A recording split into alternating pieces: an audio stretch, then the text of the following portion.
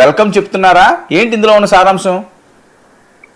అంటే నమ్ముకున్న పార్టీని మిమ్మల్ని పైకి తీసుకొచ్చినటువంటి రాజకీయ పార్టీని వదిలి వెళితే, కారణం లేకుండా వదిలి వెళ్ళటం కూడా ఇప్పుడు అధికారం పోయిన తర్వాత అధికారంలో ఉన్న పార్టీ వైపు వెళ్ళినప్పుడు రాజకీయ భవిష్యత్తు శూన్యం అవుతుంది అనేది ఆ మొత్తం కథ యొక్క సారాంశం. నేను చెప్పదలుచుకున్న అంశం అది. ఒకవేళ ఎన్నికలకు ముందు వెళ్ళారనుకోండి, that is a different matter. ఎన్నికలు అయిపోయిన తర్వాత వైఎస్ఆర్ కాంగ్రెస్ పార్టీ ఓటమి పాలైన తర్వాత అధికారంలో ఉన్న పార్టీలోకి వెళ్ళినప్పుడు అధికారంలో ఉన్న పార్టీ వాళ్ళు అధికారాన్ని తీసుకొచ్చి కష్టపడి వచ్చిన వాళ్ళు మీకు ప్రాంతిస్తే ఎందుకు ఒప్పుకుంటారా? This is a very common sense point. ఈ లాజిక్ ని మీరు మిస్ అయ్యి వెళ్ళారు, నష్టపోయారని చెప్పడం నా ఉద్దేశం. అగౌరవపరచడం కూడా కాదు. ఇలా చేయటం అనేది రాజకీయంగా భవిష్యత్తు అంధకారం అవుతుంది అనేది నా టోటల్ సారాంశం. నేను చెప్పాలనుకున్న అంశం అదే చెప్పాను నేను.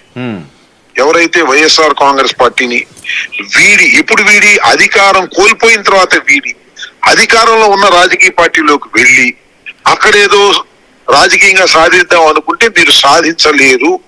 ఇది సత్యము, చరిత్ర చెప్పినటువంటి సత్యం అని చెప్పే ప్రయత్నం ఉన్నది. అంత వీళ్ళు ఏమన్నా వస్తే తీసుకుంటే పరిస్థితి ఉంటుందండి మీ ప్రకారం?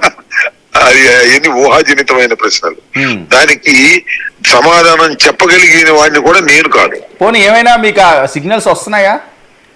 I don't know. నా ఉద్దేశం అది కాదు. నేను ఆ సిగ్నల్స్ వస్తున్నాయని కాదు. వెళ్ళిన వాళ్ళు అక్కడ సక్రమంగా వారికి గుర్తింపు లేదని చెప్పడమే నా ఉద్దేశం తప్ప వాళ్ళు చింతిస్తున్నారు, వాళ్ళు బాధపడుతున్నారని నా ఊహాగానానికి సంబంధించిన అంశమే తప్ప నాకు ఆధారాలతో చెప్పినటువంటి అంశాలు కావు. సార్ మీకు ఎవరైనా టచ్ లో ఉన్నారా ఇప్పుడు వాళ్ళని?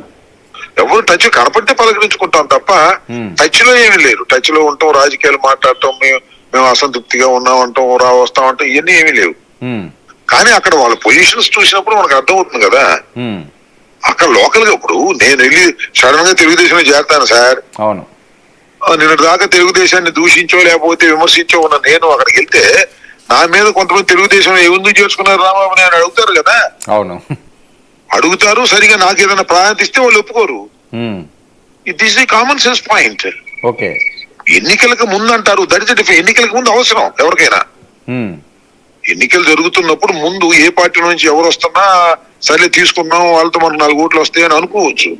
ఎన్నికలు అయిపోయి అంతా దులిపేసిన తర్వాత అధికారం వచ్చేసిన తర్వాత నువ్వు వెళ్ళి ఏం చేస్తావు? నేను వెళ్ళి అధికారం వచ్చేసిన పార్టీలోకి వెళ్ళి ఏం చేస్తాను అనేది